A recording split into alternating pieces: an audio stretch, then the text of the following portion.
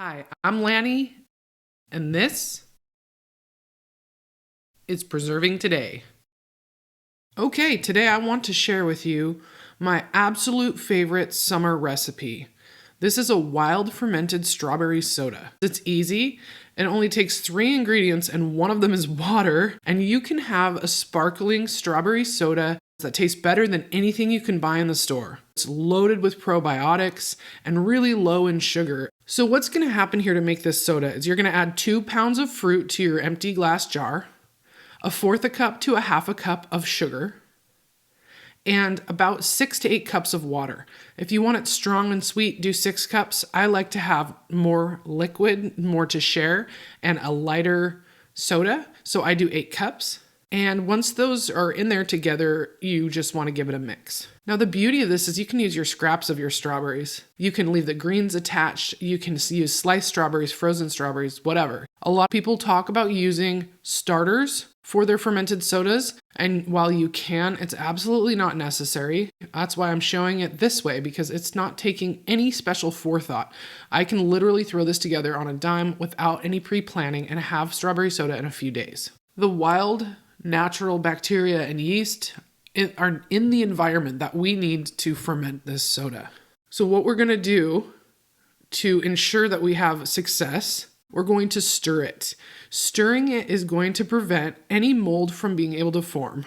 Because this is such a quick ferment, just 1 to 3 days, I'm just going to make sure I stir this jar 1 to 3 times a day for the next 3 days until we're ready to bottle it. So stir it really well. Stir it with a spoon that reaches all the way to the bottom and stir it vigorously. Not only are you going to make sure everything gets mixed up, but you're going to be introducing oxygen into the brew as well, which the yeast definitely likes that. During this time when you're stirring, you're going to be looking for a few things. Before you stir it, open it up and just kind of stick your face in there. Give it a smell. Look really closely.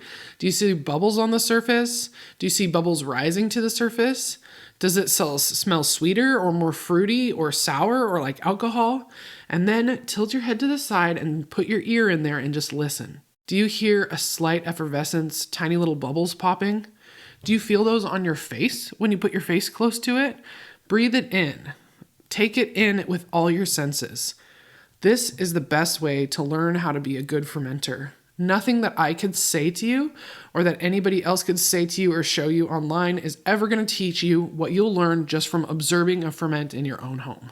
So after I check in with my ferment a little bit, give it a really vigorous stir.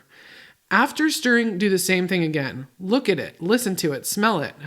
You're going to notice a change in the smell because you've ruffled everything up. You might hear more bubbles than you did initially, and you're going to kind of see how the soda's progressing. Make sure to cover it well again and set it aside. So here's what I'm looking for to move to phase 2.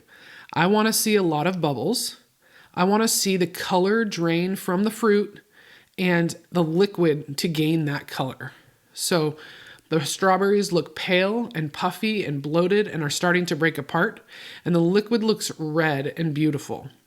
The smell changes as well. It smells way more fruity, way more like strawberries, and might start to smell slightly acidic.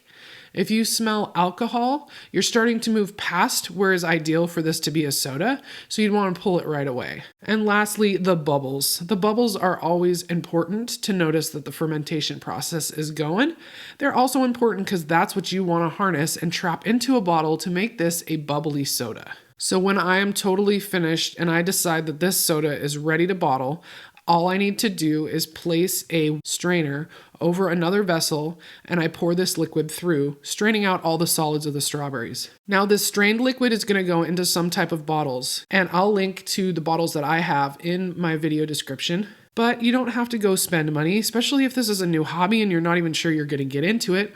Start with reusing some bottles from the store. Now for just a second, I want to talk about the plastic bottle trick. I originally heard of this from Sandor Katz in his book, Wild Fermentation, I believe. But what he talks about is a plastic bottle being a gauge of how much carbonation has built up in your bottles. With glass, you can't tell unless you open it. But with plastic, there's some flexibility to the sides of the bottle when you squeeze it. So if your bottle starts out a little squishy, and then in a day or so it's really hard, you know the carbonation has built up in your bottles.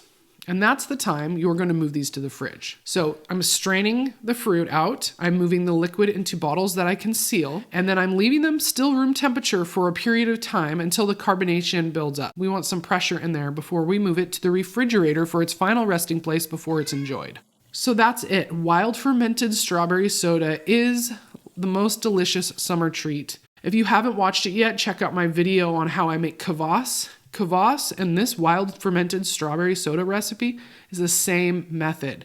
So you can call these drinks kvass, you can call these drinks wild fermented strawberry soda, wild fermented soda, or you could just call it delicious. It doesn't matter. Whatever name you choose, it is going to be a treat for you this summer.